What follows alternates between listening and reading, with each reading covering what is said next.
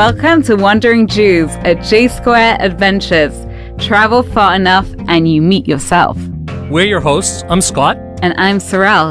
Among the many ways that the Jewish people are referred to throughout the ages, for example, the eternal people, there is also the people of the book.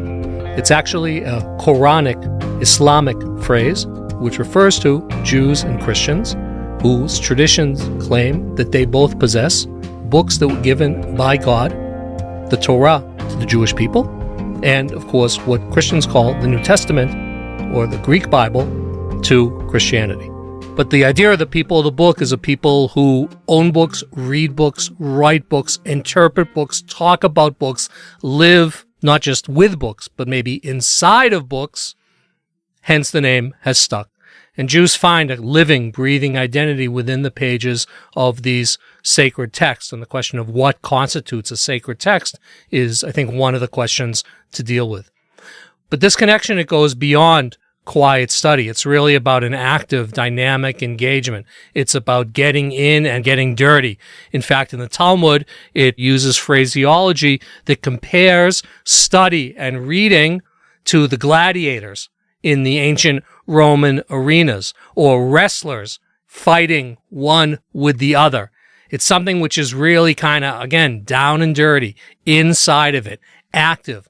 It's physical, and even maybe it has to do with connections with, I'm just thinking, Jewish prayer. So although in more modern, so-called progressive forms of Jewish prayer, we tend to be pretty still when we're praying, in traditional kinds of Jewish prayer, like, for example, in the Hasidic world, so you have the movement, the back and forth, the shuckling, so-called, this idea that the text and us are in a dance, or in a tango.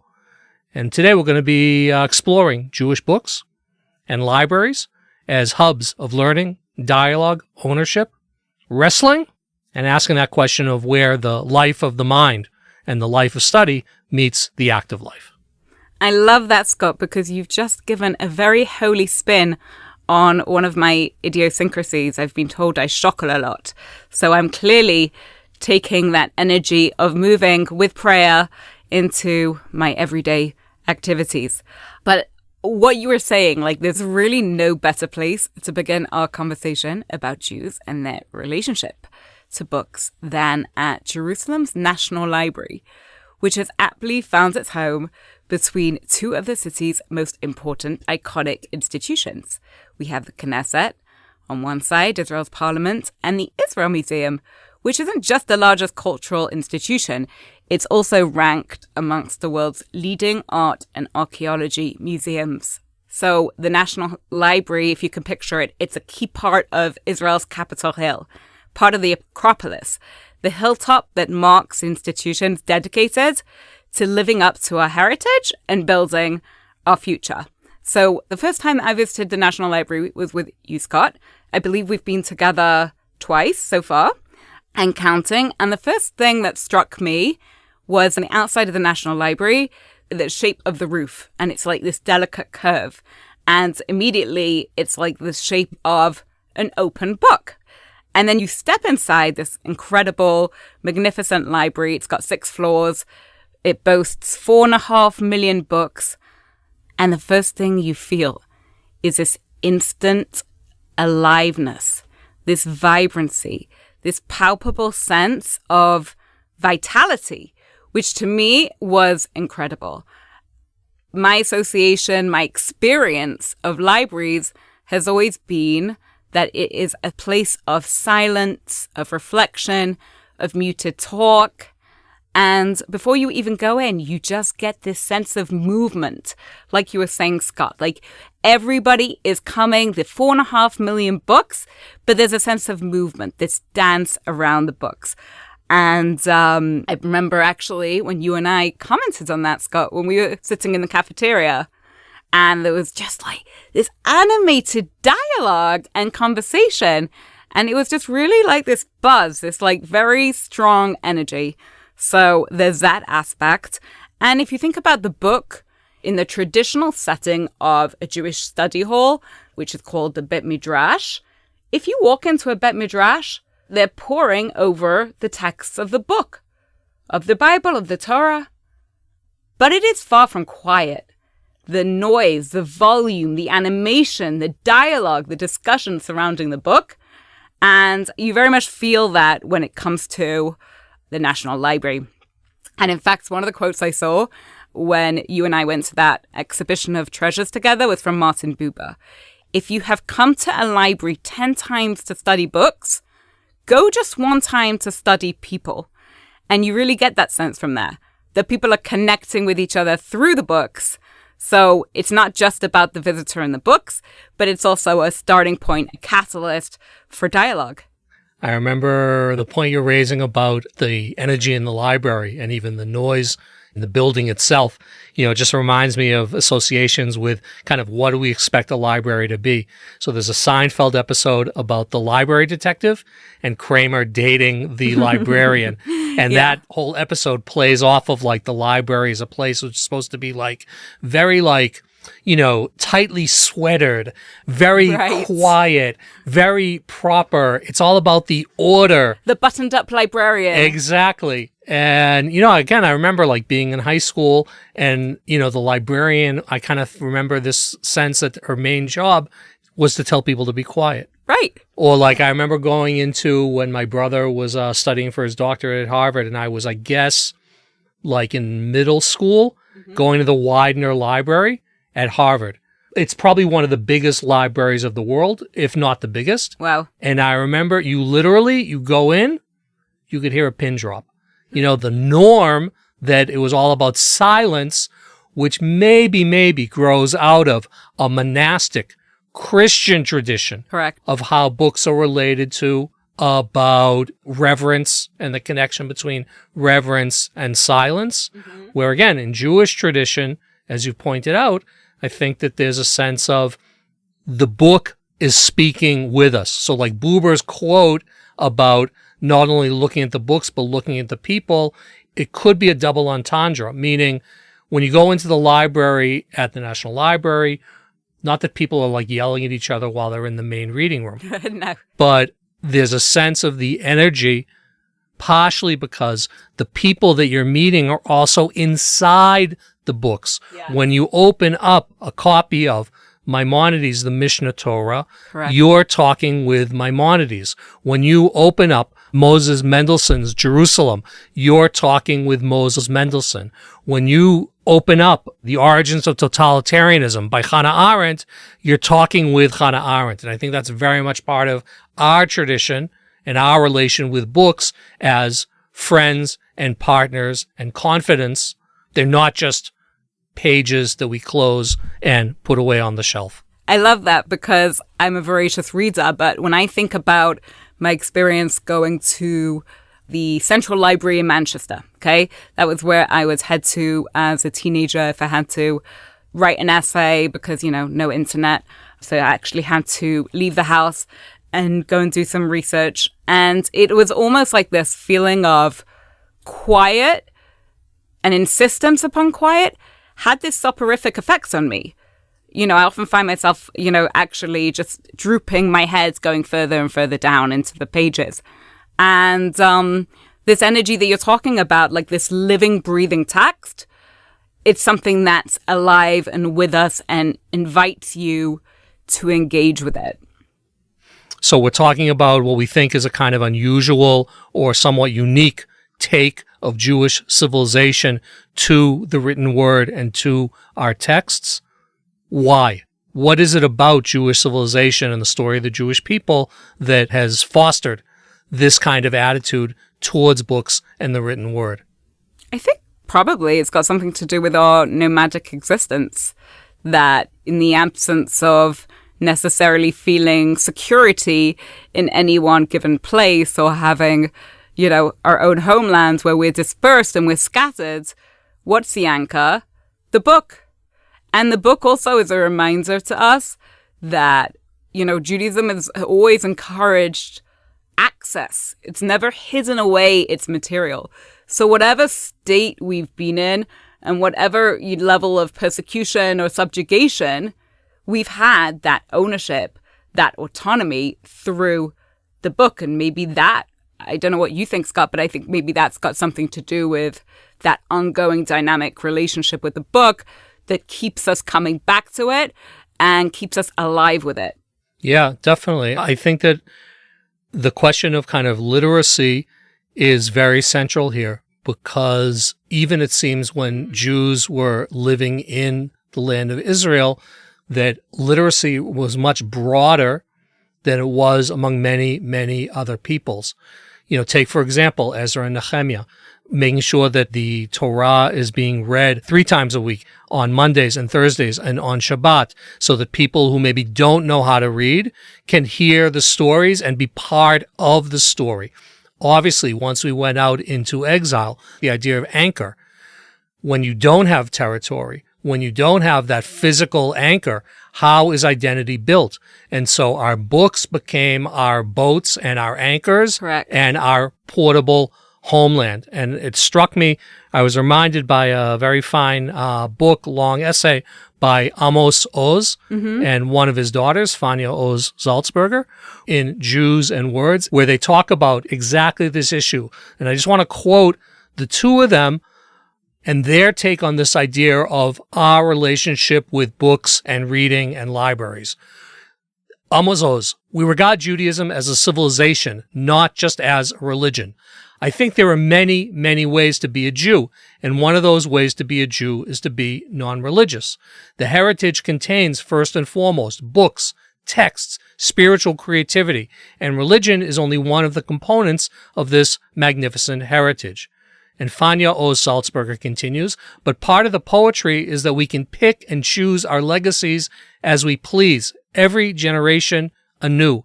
And we feel very much at home with some of the heritage and not so much at home with other parts. And we feel entitled to be lovingly selective. And I think one of the things that they're heading to, or they're pointing to, is this idea that part of the beauty of our relationship with books all throughout the centuries was that there was an argument going on that also made things accessible and encouraged people to ask what's relevant, what's authentic, what's meaningful for me, even though I'm committed to this sacred text, this particular ritual piece that might be read at the Passover Seder or on Shabbat morning or inside the Sukkah.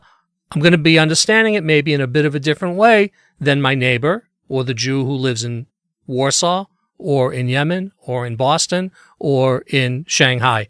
And so this question, I think, of interpretation, of wrestling is very much part of it as well. It gave people both an anchor, but also gave them a kind of a flexibility to renew and to make relevant, more authentic, their own relation to the text, to the tradition, to Judaism, as Amos Oz says, as a civilization. And that opens up, how we think of art as a level of subjectivity. You and I could be looking at the same piece of art and come away with very different impressions. And the book as a model for dialogue, for different interpretations. You and I can read the same text and we could come away with completely different feelings. 100%. And myself, if I think about when I grew up in a Jewish day school, we would say the same prayers by rote every single day. And it got to the point that the only thing I was interested in was a clock on the wall and fumbling to see how many pages we had left. Now today, I see prayer a little differently, because even though the words have not changed since my childhood, I see that I can bring myself. It's a potential respite away from the noise of the world. So if you look at, let's say, the prayer book, right? It's the same blessings every single day. But when you are in this mindset of gratitude, where in the blessings you are grateful for being able to move, you are grateful for being able to see all the things, then every day you can come at it and tap into it and feel a different part of yourself. And that makes it also not static. It's moving. Yeah, definitely. And on that level, come back to the library for a minute, the National Library. Remember when we went and when you first go into the main gallery, the exhibition, there's a film which is shown. And the film is really about our link with books, both as a people and as individuals. There's a number of portraits that are done in that film, people of various ages from various places, actually both Jews and non-Jews. And they talk about books that impress them, books that they're in dialogue with, books that they found made an impact on their lives. If you had to be interviewed for that particular exhibit in that particular film, what would be the book that you would pull out? Wow, that exhibit really left an impression on me. Oof, which one would I have to pull out? So I am a firm believer in only reading a book once. I love reading. I see my husband return to the same Robert Heinlein books week after week, and I don't understand it. I'm like, why? There are so many books out there. How do you not want to keep reading? That being said, a conversation with my friend, the conversation came up around the Netflix show Shtisel, and it's about this ultra-Orthodox young artist who is struggling. And then eventually the conversation came to Chaim Potak's My Name is Asher Lev, which actually I hadn't read since I was 10 years old. And I started to think about how familiar I was with the story and realized I wasn't all that familiar. And I was like, okay, I need to pick up this book again. So I read it recently, and reading it again 36 years later, I was completely bewitched. I felt as if I was overhearing conversations between the main character, Asher, and his family, because Asher is a struggling artist. He's trying to straddle both worlds. He very much appreciates the culture, the religion, the family, the community, all the traditions. And yet, he has this side of him, this artistic calling. And it was so powerful coming back to it as an adult. And, you know, I'm actually learning that coming back to books again is really very powerful because I'm returning to it as a different person.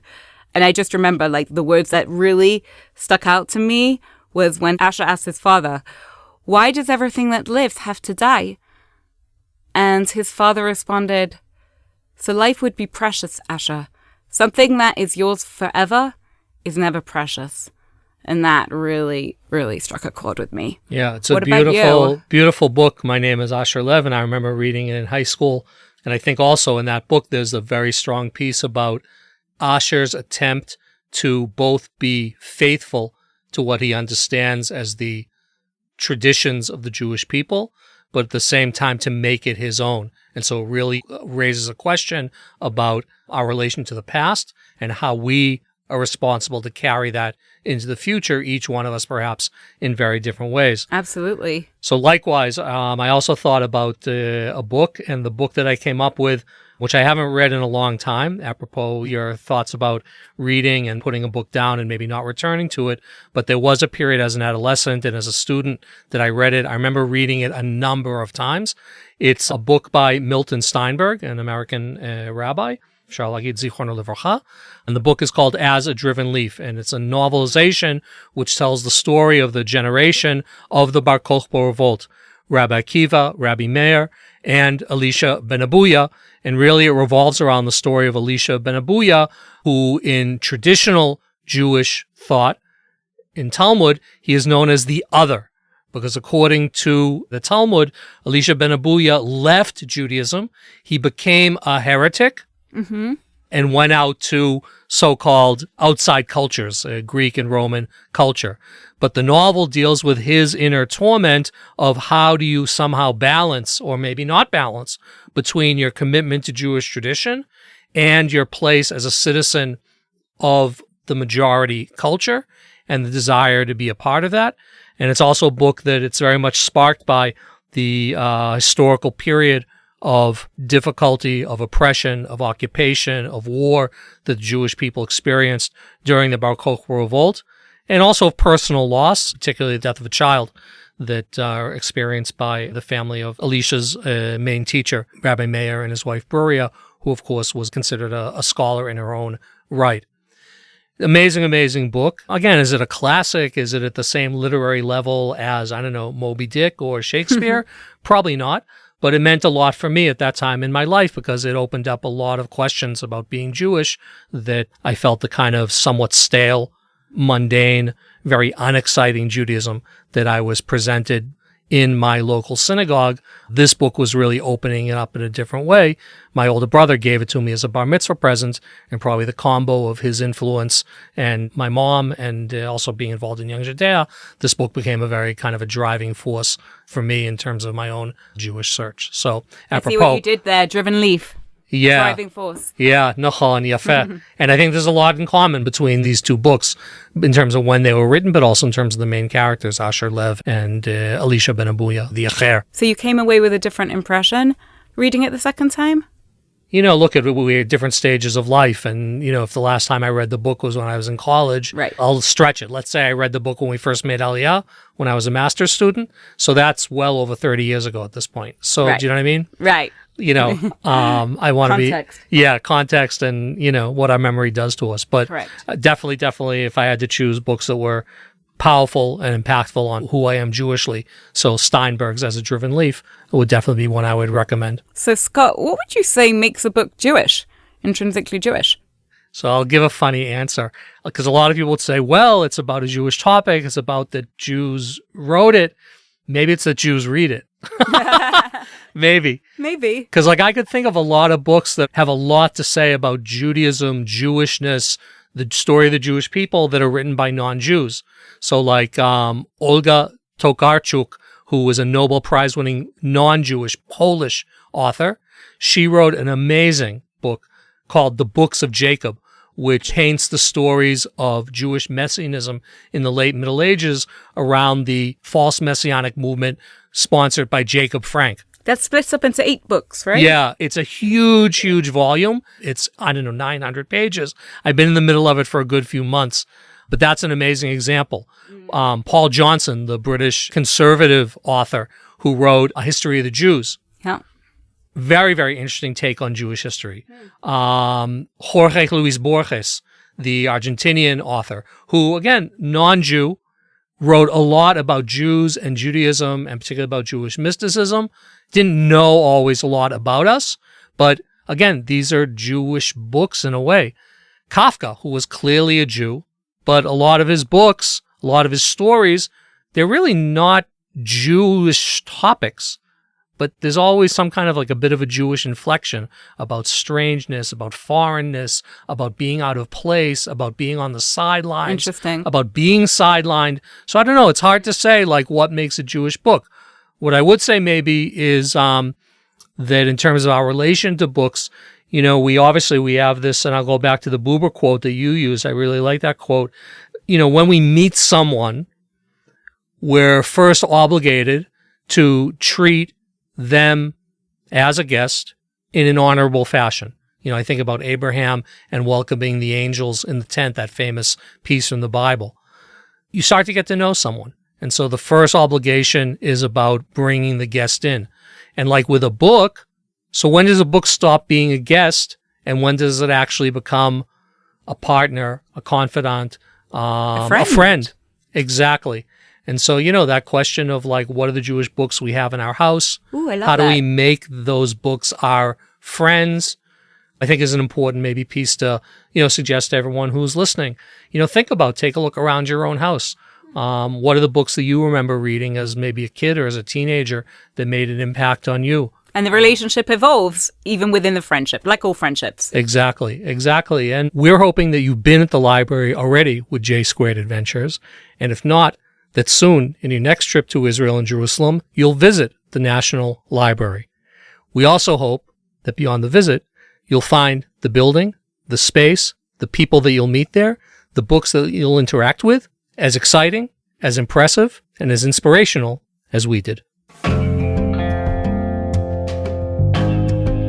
And now, something for the road. A tip, a recommendation to help you make every journey your own.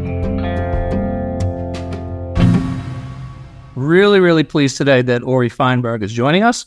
Ori is really an outstanding educator, a fantastic tour guide, and so many more things. And Ori, welcome. Really pleased you're with us. And a lot of you out there know Ori, and will be excited to hear his advice on something for the road. Ori, maybe let's start off, just share a couple things about you and yours. What are the things that you think people really ought to know about Ori Feinberg?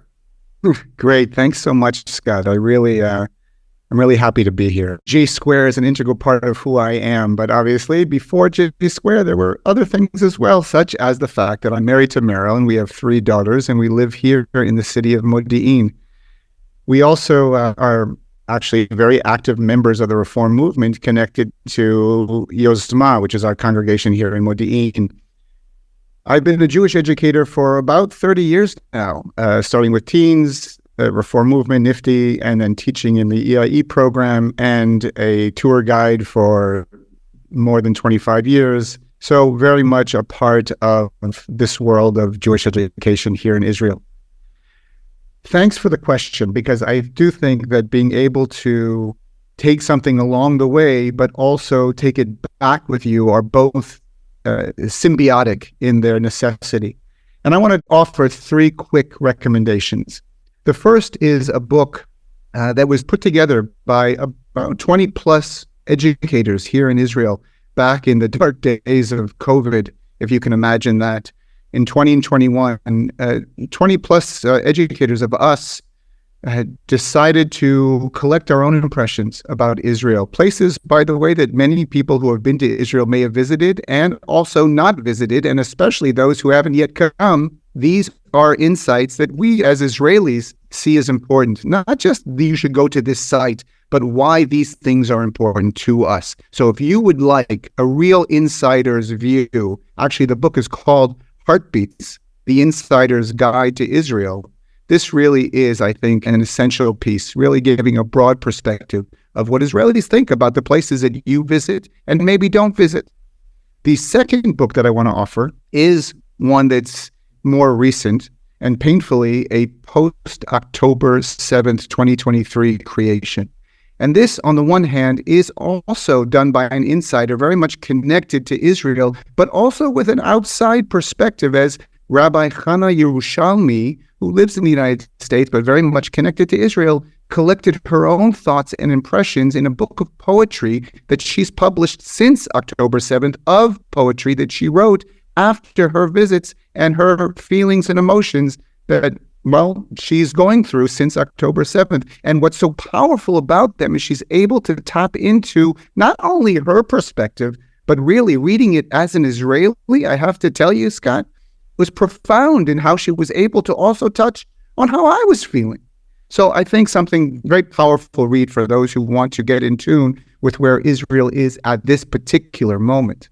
And the third and last advice that I want to offer is that maybe even more important than the writings of other are the writings of ourselves. And maybe I'll take a page out of Mark Twain's playbook, going back to 1867, when he traveled to Europe and the Holy Land and then collected his impressions in what later in 1869 was published into becoming his most celebrated book in his lifetime, The Innocents Abroad.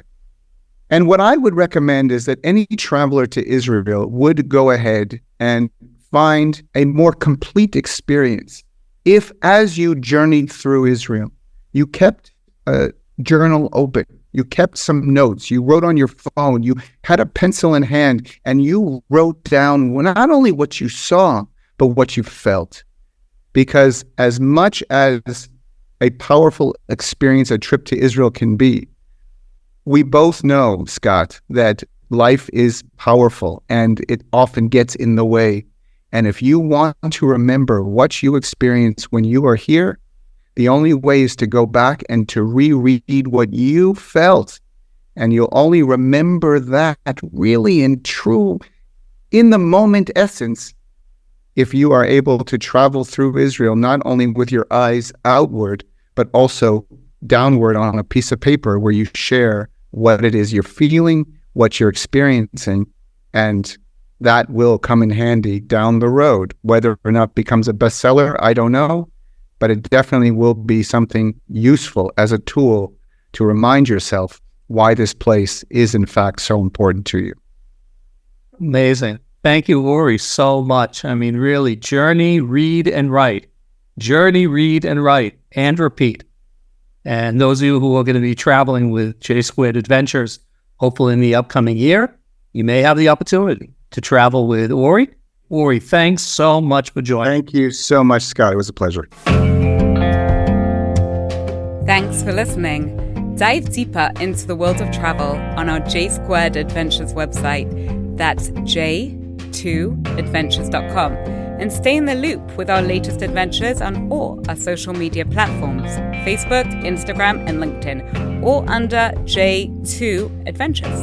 And if you enjoyed hanging out with us, don't forget to leave us a comment, review, and subscribe wherever you get your podcasts. Until next time, travel safely and keep wondering. I'm Sorrel. I'm Scott. See you soon with the Wandering Jews.